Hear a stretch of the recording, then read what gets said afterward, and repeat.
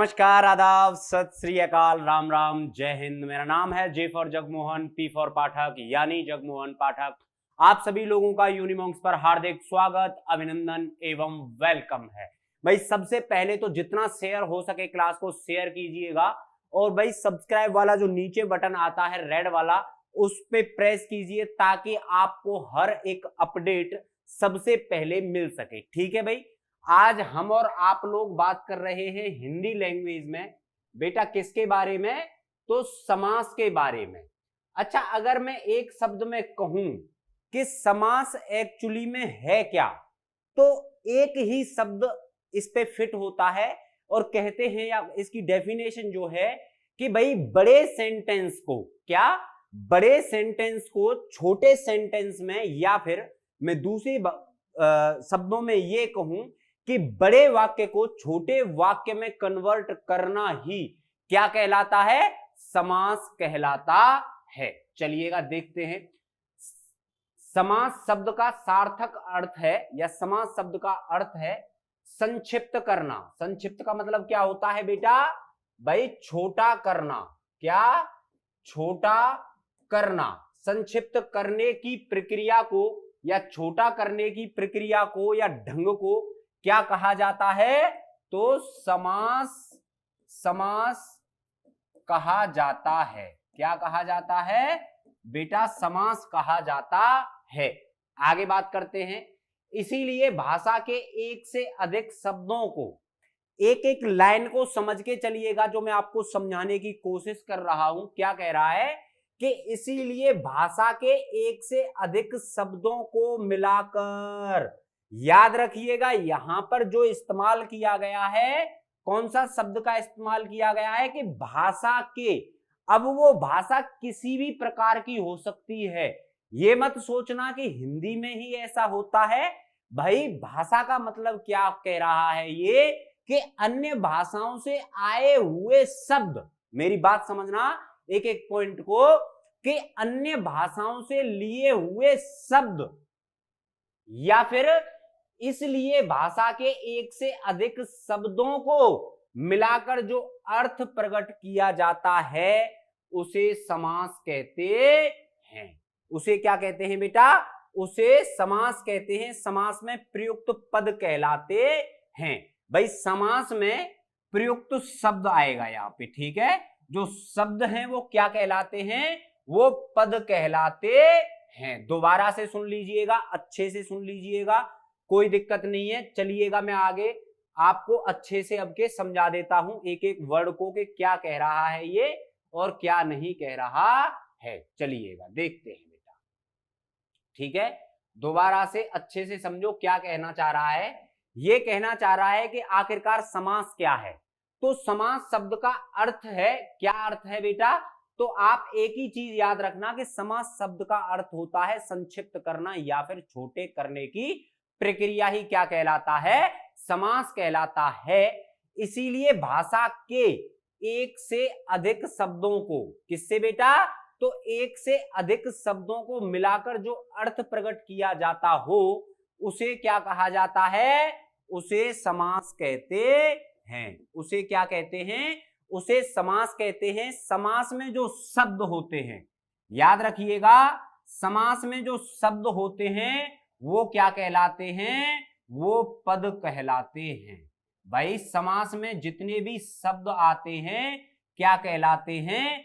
पद कहलाते हैं। आगे देखते हैं परिभाषा क्या कह रही है कि दो या दो से अधिक शब्दों के मेल को, दोबारा समझिए, दो या दो से अधिक शब्दों के मेल को या मेल से जो नए शब्दों का निर्माण होता हो। भाई जो नए शब्द जिससे बन रहे हों, मेरी बात समझ रहे हैं आप कि भाई दो शब्द हैं, दो शब्द हैं, जैसे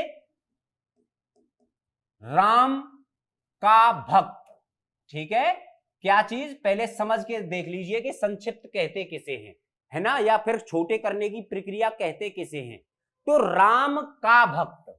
तो जो ये का है बेटा, जो ये का है ये क्या हो जाता है? ये विलुप्त हो जाता है। विलुप्त का मतलब क्या हुआ कि राम का भक्त। तो इसको हम शॉर्ट फॉर्म में क्या लिख देंगे? राम भक्त, राम भक्त अर्थात राम का भक्त। बात मेरी समझ में आई, अच्छे से समझ में आई। चलिएगा आगे बढ़ते हैं। तो दो या दो से अधिक शब्दों के मेल से नए शब्द बनाने की क्रिया को क्या कहते हैं बेटा? तो समास कहते हैं। अरे पापा की परी और मम्मी के मगरमच्छों दबा के शेयर करो, इतना शेयर करो कि जो पड़ोसी का पढ़ने वाला बच्चा है जो 12th क्लास में है भाई, जिसको A for apple B for boy तो पता है लेकिन CUET की फुल फॉर्म तक नहीं पता है, उसको बताओ कि यूनिमोंक्स पर एक एक टीचर बेटा लाजवाब पढ़ा रहा है। और 2022 का अगर हम डाटा देखें तो बेटा 2022 और 2023 का अगर हम डाटा देखें तो 100% सक्सेस रेट अगर किसी भी कोचिंग संस्थान का है तो उसका नाम है यूनिमोंक्स। चलिएगा आगे बात करते हैं। आपको दबा के शेयर करना है, एक एक बच्चे तक हमारी क्लासेस जानी चाहिए। आपका एक शेयर हमें मोटिवेशन का काम करेगा। चलिएगा आगे बात करते हैं। क्या कहा था मैंने कि दो या दो से अधिक शब्दों के मेल से जो नए शब्द बनाने की क्रिया है या प्रक्रिया है उसी को क्या कहते हैं? समास कहते हैं। परस्पर संबंध रखने वाले, याद रखिएगा एक एक पॉइंट को, कि परस्पर संबंध रखने वाले दो या दो से अधिक शब्दों के मेल को समास कहते हैं। क्या कहते हैं बेटा? तो समास कहते हैं। चलिएगा एक एक चीज बताई है मैंने ताकि आप कहीं पर भी किसी भी प्रकार से विचलित ना हो, कहीं भी किसी भी प्रकार से ना भटकें। अगर आपने लिख लिया हो तो ज्यादा अच्छा है और ना लिखा हो तो आप लोग स्क्रीनशॉट लेकर भाई अपने पास रख सकते हैं और बाद में भाई आप अपनी कॉपी में, जिसे हम भाई नोट्स कहते हैं, ठीक है? आप लोग नोट्स बना रहे हो नहीं बना रहे हो? आप लोग नोट्स बना रहे हो नहीं बना रहे हो? एक एक चीज एक एक पॉइंट बेटा, क्योंकि हम तैयारी ही किसकी कर रहे हैं भाई? 200/200 किसमें भाई? तो हिंदी भाषा में। किसमें? हिंदी भाषा में। समझ गए मेरी बात को अच्छे से? चलिएगा आगे बात करते हैं। आगे क्या कह रहा है? अच्छा जी, समास में प्राय बेटा दो शब्द या फिर दो पद पाए जाते हैं। मैंने अभी आपको क्या लिखाया था? जैसे आपको बताया था कि राम भक्त, राम का भक्त, ठीक है? तो इसका अगर मैं छोटा रूप करूं तो क्या होगा? राम भक्त, राम भक्त। तो ये क्या कह रहा है? ये कह रहा है कि समास में प्राय दो शब्द या फिर पद होते हैं भाई, राम और भक्त, अर्थात क्या हुआ? राम का भक्त। अगर इसे हम एक ही, जैसे कि दूसरा ले लीजिए, जैसे कि दूसरा ले लीजिए, मीरा। मीरा किसकी दीवानी थी बेटा? तो कान्हा की दीवानी थी या कृष्ण की दीवानी थी। बात मेरी समझ गए? अच्छे से समझ में आ गई? चलिएगा आगे बढ़ते हैं। तो समास में प्राय दो शब्द या पद हैं जिसमें अर्थ की दृष्टि से परस्पर स्वतंत्र संबंध होता है। क्या होता है भाई? अर्थ की दृष्टि से परस्पर स्वतंत्र संबंध होता है, अर्थात शब्दों को पृथक करने पर प्रत्येक शब्द का अपना एक अलग अर्थ होता है। भाई बात मेरी समझे? दोबारा से समझिएगा। जैसे मैं लिखूं यहां पे, तो कृष्ण भक्त, कृष्ण का भक्त, कृष्ण का भक्त। चलिएगा एक बार इसको साफ कर लेते हैं, तब आपके अच्छे से समझ में आएगा कि मैं क्या कहना चाह रहा हूं। ठीक है, देखेंगे यहां पे। तो इसने क्या कहा? इसने कहा आपसे कि जो पद होते हैं, क्या कह रहा है कि समास में प्राय दो शब्द पद हैं जिसमें अर्थ की दृष्टि से, अगर अर्थ की दृष्टि से अर्थ जिसका क्या निकल रहा है उस हिसाब से देखा जाए तो ये एक दूसरे से परस्पर क्या होता है बेटा? स्वतंत्र संबंध होते हैं। जैसे कि अगर मैं एक ही लाइन लिखूं कि कृष्ण, तो कृष्ण का मतलब क्या है? कृष्ण एक भाई क्या है? अगर मैं कहूं आपसे कि कृष्ण एक नाम है, एक इंसान का नाम है। अब अगर इसमें जोड़ा जाए कि कृष्ण का भक्त, क्या? कृष्ण का भक्त, तो का जो है ये हमको बता रहा है कि कोई दूसरा भी आदमी किसका भक्त है, किसका भक्त है, तो कृष्ण का भक्त है, अर्थात जैसे कि कृष्ण भक्त। ठीक है, चलिएगा आगे बात करते हैं।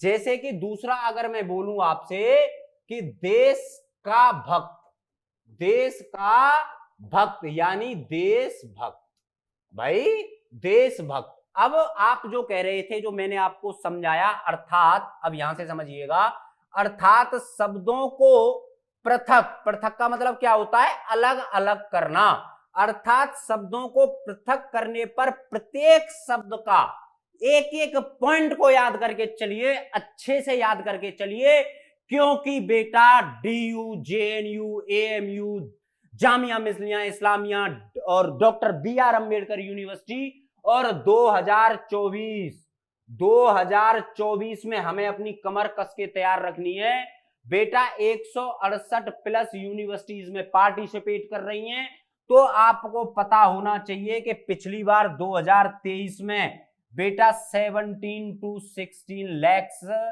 बच्चों ने इसका फॉर्म फिल किया था और लगभग बेटा 11 से 12 लाख बच्चों ने पेपर भी कंडक्ट किया था। इसीलिए मैं आपसे कह रहा हूं, बार बार कह रहा हूं कि एक एक शब्द को पकड़िएगा, एक एक शब्द को पढ़िएगा, क्योंकि जो कंपटीशन है आपका बेटा वो बहुत सारे बच्चों से होने वाला है। अब आपकी क्लास से आपका कंपटीशन नहीं है कि मैं तो क्लास में फर्स्ट आती हूं या फर्स्ट आता हूं, इससे हमें इस पूरे के पूरे CUET पेपर को ही कोई मतलब नहीं है कि आपकी कितनी परसेंटेज है, क्या है क्या नहीं। आपको CUET में अच्छा है अगर आप स्कोर कर पा रहे हो, आप एकदम टॉप स्कोर कर पा रहे हो, तो आपको SRCC है, आपको हंसराज कॉलेज है, आपको नॉर्थ कैंपस के बहुत सारे कॉलेजेस हैं, आपको और भी बढ़िया बढ़िया यूनिवर्सिटी हैं, जैसे अलीगढ़ में हमारी यूपी में एक पड़ती है अलीगढ़ मुस्लिम यूनिवर्सिटी AMU। भाई साहब मैं आपको बता रहा हूं कि ये यूनिवर्सिटीज में पढ़ना अपने आप में एक ड्रीम अचीव करने के बराबर होता है। तो आज ही आप लोग अपनी कमर कस लीजिए, एक मन बना लीजिए कि मुझे यूनिमॉन्क्स की हर एक क्लास वॉच करनी है, हर एक क्लास के नोट्स बनाने हैं, हर एक क्लास को बार बार रिवीजन करके देखना है, ताकि मैं अपना जो स्कोर है वो सिक्योर कर पाऊं और अच्छे से मम्मी पापा का जो सपना है उसे पूरा कर पाऊं। चलिएगा अब आगे बात करते हैं। तो याद रखिएगा, अच्छे से तैयारी करनी है। तो क्या कह रहा है कि अर्थात शब्दों को पृथक करने पर प्रत्येक शब्द का अपना एक अर्थ है, अपना एक अर्थ है। कैसे एक अर्थ है? अगर मैंने आपको बोल दिया कि देश, भाई एक शब्द तो ये हो गया। अब आप लोग अगर देश काउंट करेंगे तो भाई कितने देश हैं पूरी पृथ्वी पर? भाई रिकॉग्नाइज्ड, जिनकी पहचान है, वो लगभग 193-92 देश हैं। बात मेरी समझ में आई? अच्छा जी, अब अगर आपसे यहीं पर कहा जाए कि देशभक्त, तो आपको एक प्रॉपर भाई आंसर करना पड़ेगा, आपको प्रॉपर बताना पड़ेगा कि मैं इस देश का भक्त हूं। आप मेरी बात समझे? आप मेरी बात समझे? भाई जब हम किसी भी देश में रहते हैं तो वहां की मिट्टी से हमें लगाव होता है, भाई होता है कि नहीं होता है? हमारा अपना देश प्यारा भारत हमें सबसे ज्यादा प्यारा है? हमारे हृदय में बसता है। तो इसीलिए क्या कहा गया, जो का विभक्ति है, जो का विभक्ति है, जो यह का शब्द है, ये क्या हो जाता है, इसमें विलुप्त तो हो जाता है, या फिर मैं ये कहूं कि गायब हो जाता है, और सेंटेंस क्या बन जाएगा, देशभक्त। अब क्या हुआ, देश का भक्त, यानी देश भी अलग अपना अर्थ बता रहा था और भक्त भी अपना अलग अर्थ बता रहा था। बात मेरी समझ में आ गई? अच्छा अब आगे पढ़ते हैं। एक अर्थ है समास रचना में दो शब्द होते हैं। तो भाई समास रचना में दो शब्द हो गए, देश हो गया, एक क्या हो गया, दूसरा भक्त हो गया। तो दोबारा समझिए कि समास की जब भी रचना होती है तो उसमें क्या होते हैं, दो शब्द होते हैं। पहला पद, इसको क्या कहा जाता है, इसको कहा जाता है पूर्व पद। इसको क्या कहा जाता है बेटा, इसको कहा जाता है पूर्व पद। और जो पिछले वाला होता है उसी को क्या कहा जाता है, उसको कहा जाता है उत्तर पद। उत्तर पद का मतलब क्या होता है, जिससे कि हमारा भाई क्या निकले, अर्थ निकले, पूरे एक सेंटेंस को जब हम छोटा करते हैं, जब हम उसे समास कहते हैं, तो उसको हमें छोटा करने की प्रक्रिया ही समास कहलाती है। तो ये क्या कह रहा है कि पहले पद को क्या कहा जाता है, पूर्व पद कहा जाता है, और जो दूसरा पद है उसको क्या कहा जाता है, उत्तर पद कहा जाता है। चलिएगा आगे बात करते हैं। इन दोनों शब्दों से बना जो शब्द होता है उसे समस्त पद कहते हैं। समस्त पद का मतलब क्या होता है भाई, पूरा वाक्य, पूरा वाक्य कह लीजिए, या समस्त पद का मतलब होता है जो आप उत्तर छांट रहे थे, जो आप उत्तर ढूंढ रहे थे। मेरी बात समझ में आई? दोबारा समझिएगा, दोबारा समझिएगा मैं क्या कहना चाह रहा हूं। मैं आपसे कहना चाह रहा हूं कि इन दोनों शब्दों से, यानी कृष्ण का भक्त तो क्या हो गया, कृष्ण भक्त बन गया। तो अर्थात इसी को, जो कृष्ण भक्त है, इसी को क्या कहा जाता है, समस्त पद कहा जाता है, यानी संपूर्ण पद की रचना कहा जाता है। अब तो आपको एक एक शब्द समझ में आ गया होगा भाई क्या कहलाता है, समस्त पद कहलाता है। समास रचना के क्रम में भाई जब समास की रचना होती है, समास को जब हम बनाते हैं, तो जब उसका जो क्रम आता है तो का विभक्ति, मैंने आपको ऊपर भी 2-3-4 बार बताया है, जो का है, का विभक्ति का क्या हो जाता है, लोप। लोप माने क्या है, गायब हो जाना, गायब हो जाना, या फिर दूसरे पद में सम्मिलित हो जाना। क्या हो जाना, दूसरे पद में अपने आप ही सम्मिलित हो जाना। जैसे कि अब हम आपको आगे बताएंगे कि कैसे कैसे उदाहरण हैं, क्या क्या चीज है। पहले मैं आपसे पूछना चाहता हूं, क्या ये आपको समझ में आया या नहीं आया? क्या ये आपको अच्छे से समझ में आया या नहीं आया? आप एक एक चीज को अच्छे से समझ के चलिएगा। जैसे बेटा जो पूर्व पद होता है, पूर्व का मतलब पहला पद, पूर्व का मतलब पहला पद, उत्तर पद का मतलब बाद में आया हुआ शब्द, बाद में आया हुआ शब्द, आया हुआ शब्द ही क्या कहलाता है, जब दोनों मिल जाते हैं आपस में, इन्हीं को हम समास कहते हैं। इसी को हम क्या कहते हैं, समास कहते हैं। इसी को हम क्या कहते हैं, समास कहते हैं। इसी को हम क्या कहते हैं, समास कहते हैं। चलिएगा बेटा जल्दी से आप स्क्रीनशॉट डालिएगा, और स्क्रीनशॉट डाल के भाई अच्छे से अपने नोट्स बनाइएगा, या फिर मेरे अगर साथ साथ आप लोग लिख रहे हो तो बहुत ही अच्छा है। चलिएगा आगे बात करते हैं बेटा। देखिएगा समास क्या है, जो वही मैं आपको बता रहा था, देशभक्त। क्या बता रहा था मैं आपको, तो देश प्लस भक्त, यानी देश का भक्त, यानी देश भक्त। यश को प्राप्त, भाई इसका क्या बनेगा, अगर मैं इसका बनाने लगूं तो यश को प्राप्त, यश को प्राप्त, यानी जो प्राणी या जो व्यक्ति बेटा यश को प्राप्त हो जाता है। यश का मतलब क्या होता है, जिसकी चर्चाएं चारों ओर होती हैं, जिसकी चर्चाएं चारों ओर होती हों, उसी को क्या कहते हैं, यश प्राप्त, यश को प्राप्त। तो यहां जो को विभक्ति है, यहां पे क्या है, इतना तो जानते होंगे ना, विभक्ति किसे कहते हैं, कारक किसे कहते हैं, चिन्ह किसे कहते हैं, ये सारी चीजें नहीं कराने वाला हूं मैं। एक एक बिल्कुल पॉइंट से एकदम जीरो, ये बिल्कुल जीरो वाली बात है ना। अगर हमसे भाई सिलेबस में ये चीजें डिस्कस की जाती तो मैं आपको बहुत ही अच्छे तरीके से इन चीजों को कराता, लेकिन हमारे पास उतना टाइम नहीं है, कम टाइम में हम लोग अच्छे से अच्छा देना चाहते हैं। देखिएगा आगे बात करते हैं। तो यश को प्राप्त, यानी यश प्राप्त, यश प्राप्त, जिस व्यक्ति को यश प्राप्त हो चुका हो। चलिएगा बेटा अब करते हैं हम समास विग्रह की बात। किसकी बेटा, तो समास विग्रह क्या होता है, या फिर समास विग्रह किस प्रकार बनाए जाते हैं, उसके बारे में मैं और आप लोग यहां पे चर्चा करेंगे। बात करते हैं, जब समस्त पद, समस्त पद क्या हुआ बेटा, जैसे कि यश प्राप्त, बात एक एक गौर से सुनिएगा। जब समस्त पद के सभी पद अलग अलग किए जाते हैं, यानी अलग अलग किए जाते हैं, माता और पिता, भाई और बहन, भाई और बहन, भाई और बहन। तो ऐसे नहीं लिख सकते हम क्या इनको भाई बहन है, भाई बहन ऐसी भी तो लिख सकते हैं ना, भाई बहन। ठीक है, बात समझ में आ गई।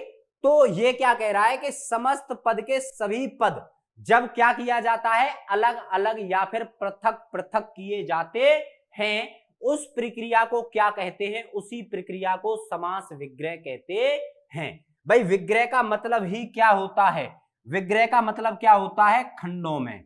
विग्रह का मतलब क्या होता है, खंडों में, या फिर टूटा हुआ या फिर अलग अलग, अलग अलग, ये होता है हमारा विग्रह का मतलब। दोबारा समझिएगा, समास विग्रह किसे कहते हैं, तो जब समस्त पद के सभी पदों को, सभी पद क्या किए जाते हैं बेटा, अलग अलग किए जाते हैं, उस प्रक्रिया को क्या कहा जाता है, उस प्रक्रिया को समास विग्रह कहते हैं। जैसे माता पिता, समस्त पद का अगर हम विग्रह करेंगे तो क्या होगा बेटा, माता और पिता, माता और पिता। आपकी बात समझ में आई या नहीं? अबे पापा की परी और मम्मी के मगरमच्छो दबा के शेयर करो, एक एक बच्चे तक हमारी क्लास पहुंचनी चाहिए, ताकि हर एक बच्चा जो CUET 2024 में हिंदी लैंग्वेज का पेपर देगा उस तक ये क्लास पहुंचनी चाहिए, ताकि एक भी, मैं आपसे एक एक क्वेश्चंस की बात कर रहा हूं, एक भी क्वेश्चंस हम और आप लोग गलत नहीं होने देंगे, क्योंकि तैयारी ही हम उस हिसाब से कर रहे हैं। अच्छा बेटा, विशेष किसे कहते हैं, आगे बात करते हैं। समास हेतु कम से कम 2 पद होने चाहिए, पहले पद को पूर्व पद और दूसरे पद को उत्तर पद कहा जाता है। भाई ये इसकी विशेषता होती है या विशेष इसका होता है, ये मैं आपको पहले भी इस चीज को बता चुका हूं। चलिएगा, जल्दी से आप लोग इसको भाई स्क्रीनशॉट लेना चाहें स्क्रीनशॉट, और बाकी आप लोग अगर अपनी कॉपी में मेरे साथ साथ लिख रहे हैं, भाई मेरे कंधे से कंधा मिलाकर चल रहे हैं, तो वादा मेरा है भाई, इसीलिए J फॉर जगमोहन और P फॉर पाठक कहा जाता है, क्योंकि बेटा मेरा एम रहता है कि मैं क्लास में ज्यादा से ज्यादा आप लोगों को यहीं पर याद कराने की भाई एक चेष्टा है मेरे अंदर, एक ये कह लीजिए कला है कि आप लोगों को साथ की साथ याद कराना मेरी नैतिक जिम्मेदारी है। क्यों?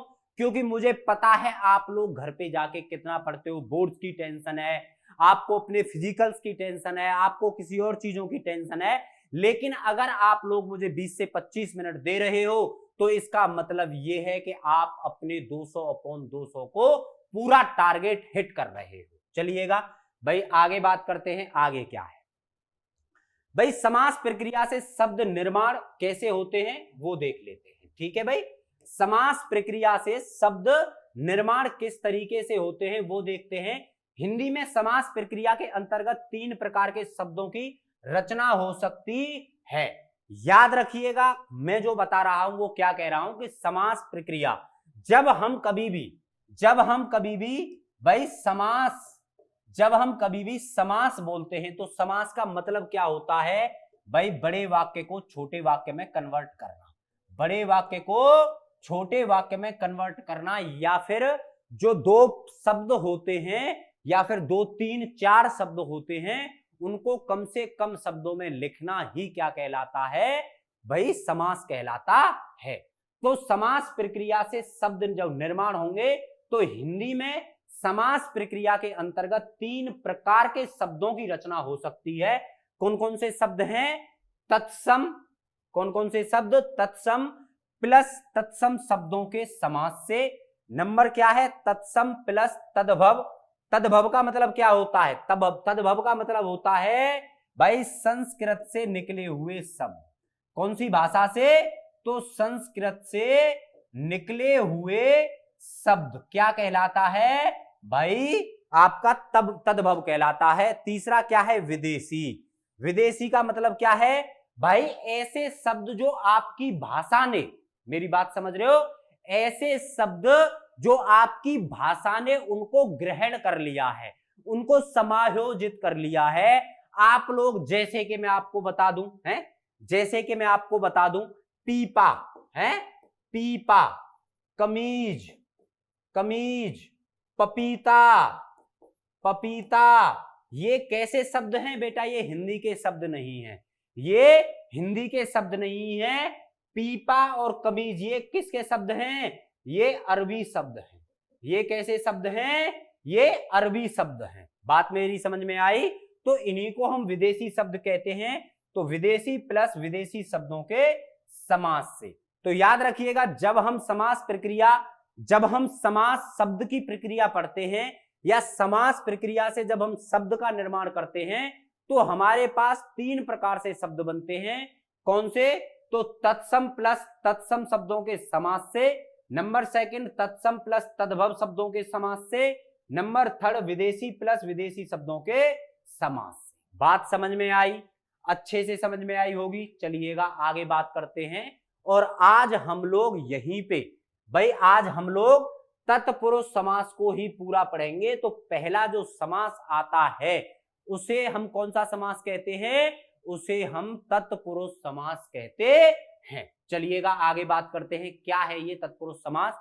उससे पहले बता देता हूं कि जो समास होते हैं वो मुख्यतः या निम्नलिखित कितने प्रकार के होते हैं? भाई 6 प्रकार के होते हैं। कितने प्रकार के होते हैं? 6 प्रकार के प्रमुख भेद होते हैं, जिनमें से पहला कौन सा है? पहला है बेटा तत्पुरुष समास। कौन सा है? तो तत्पुरुष समास ही पहला समास है। आप लोग भाई ज्यादा से ज्यादा शेयर नहीं कर रहे हो भाई, आप लोग एक लाइक भी कर दोगे ना, एक लाइक भी कर दोगे ना, तो बच्चों के पास अपने आप जो वीडियो है वो ऊपर आ जाएगी। बेटा आप लोगों से भाई हाथ जोड़कर यही मांगते हैं, क्योंकि आपसे ना तो कोई फी ली जा रही है, कुछ भी नहीं किया जा रहा है, ना आपको कोई ज्वाइन कराया जा रहा है। हमारा मकसद है कि हम आपको अपना 100% प्रोवाइड कराएं। चलिएगा आगे बात करते हैं। तो तत्पुरुष समास कर्क से जुड़ा हुआ समास है। किससे जुड़ा हुआ समास है? तो कर्क से जुड़ा समास है। उसमें कर्म कारक से अधिकरण तक की विभक्ति चिन्हों का प्रयोग होता है। जिस उदाहरण में जो विभक्ति चिन्ह नियत होता है, भाई जो विभक्ति चिन्ह नियत होता है उससे उसी नाम का तत्पुरुष समास कहा जाता है। जैसे विद्यालय, तो विद्यालय क्या होता है? मैं आपसे पूछने लगूं कि विद्यालय क्या है, तो आप कहेंगे सर एक ऐसा स्थान जहां पर जो शिक्षक हैं उनके द्वारा विद्यार्थियों को शिक्षा ग्रहण कराई जाती है, उस स्थान को बोला जाता है विद्यालय। यानी विद्या का आलय, जहां पर आपको विद्या मिल रही हो। बात समझ में आई? आगे बात करते हैं। इस समास में कर्क विभक्ति या एकाधिक शब्दों का लोप होता है। एकाधिक शब्दों का मतलब होता है एक से अधिक शब्दों का लोप हो जाता है। एक से अधिक शब्दों का क्या हो जाता है बेटा? तो लोप हो जाता है, लोप हो जाता है। इसलिए लुप्त विभक्ति के कर्क के अनुसार भी तत्पुरुष समास के निम्नलिखित भेद किए जाते हैं। यहां तक आज लोग हम और आप बात करते हैं। यहां से आगे मैं आपको कल पढ़ाऊंगा।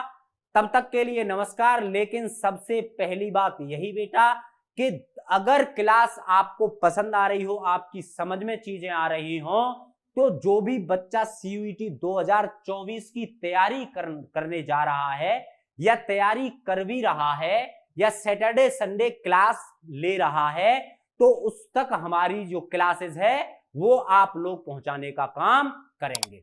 कल मिलता हूं इसी टाइम पर, तब तक के लिए नमस्कार, जय हिंद।